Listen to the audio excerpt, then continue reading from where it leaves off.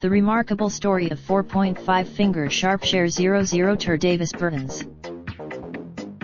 The journey to the top of the NBA's three-point leaderboard began without lunch.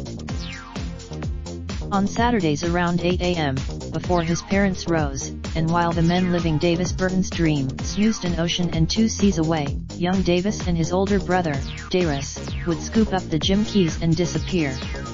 It had become rich. Being on a basketball court, Davis says, was like for anybody else going to school.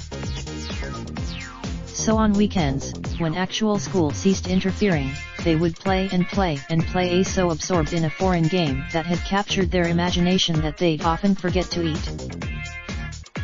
They were local children, Bertans' neighbors, some of whom shared his NBA dream.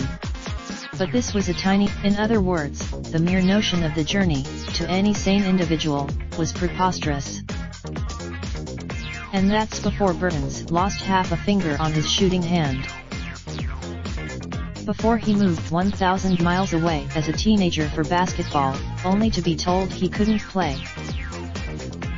Before he tore the same ACL twice. And before he became the longest-lasting puzzle piece in a trade that has colloquially been named after 2 different players, neither of which is him. Bertans' story is a wonder of both the modern basket world and the human psyche. And on a Friday at Ruhiana, Latvia, is one of those places where everybody knows everybody.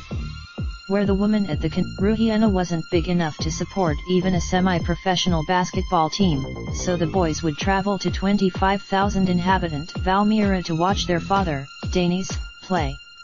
It was there. I told him I was gonna play in the NBA, Bertans says. They you parents, what he thought he meant, and what he meant he often said. Sometimes the juvenile dictating earned him nicknames like Dire KTERS and Prekune X, the latter loosely translating to boss. But the bossiness, yeah, Davis laughs. I was never going. Davis locked himself in a room.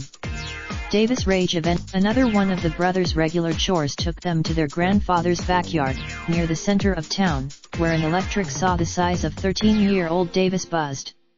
It carved up tree. Davis' slightly oversized glove got stuck. The saw chomped down. There was no gushing blood, nor tears, nor a howl. Just shock. After a brief, futile search for the amputated fingertip, the Bertans mobile careened through the one school town, obliterating the speed limit, Davis in the back seat, Davis alongside him to keep him calm. They reached an ambulance. In the days after surgery, Davis recalls, his dad told him basketball was over. When he returned to it, gradually, however, he adjusted. Some shooters, the half finger, became a subject of jokes rather than an impediment. A device for lunch. I was just lucky I lost only that finger, says Bertans, who's completely comfortable rehashing the incident some 13 years later. But even if had lost more, I would probably switch to the left hand if I had to. On a dizzying June day in 2013, with giddy teammates erupting around him, Davis Bertans was distraught. Midway through a heated, then he planted and swiveled. His knee popped. Hardship wasn't foreign to a 20-year-old kid who'd almost lost a hand. One who'd moved to, even when adversity dissipated, Vujocevic would manufacture it. During one post, but this, the shattered knee, was different. As Bertans' teammate, in the beginning, Davis remembers, I was thinking no player I've seen has had that injury and come back the same or better. I can come back, but I don't know if I'll ever be the same player I was before. He had been one of the hottest prospects in Europe, a Spurs draftee at 18, a EuroLeague regular at 19. Suddenly, and when Bertans attacked it. When he pushed and it happened again. Same knee. But this time, there was no doubt, no fear. This time, I felt sorry for myself the first time. There's no point, he was in so many ways precocious, even more so inside his skull than on a basketball court. His sincerity, Buford and the Spurs had recognized Bertans' depth at an early age when they interviewed him in Treviso, Italy, at the Adidas Eurocamp in June 2011. And they remembered it. More than 5 years before Bertans would finally make his NBA debut, the Spurs were insistent. On draft night, says Buford, we weren't going to trade for the 15th pick without a specific player being there. That player, of course, was Kawhi Leonard. And 2 years, but the rangy, pale Union Olympija wing was on San Antonio's mind as the framework of the deal was finalized. Scouts had seen, neither party expected the wait to last 5 years. The injuries prolonged. San Antonio had been his preferred NBA destination all along.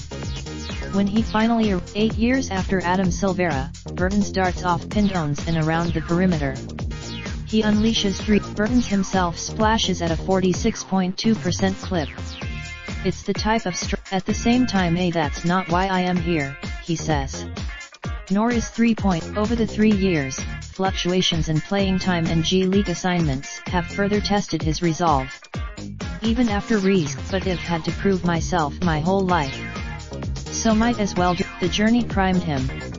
Every stage of it, 2 decades on, Ahmad Little Ruhiana, the international per capita leader in active NBA players produced, minimum 2. And in between late, more from Yahoo Sports. You is a features writer for Have a Tip? Related slideshow, best of the NBA season provided by Iman. Raindrop, drip, drop top, top smoking, no cooking the hot pot. Fucking on your bitch, yeah, that.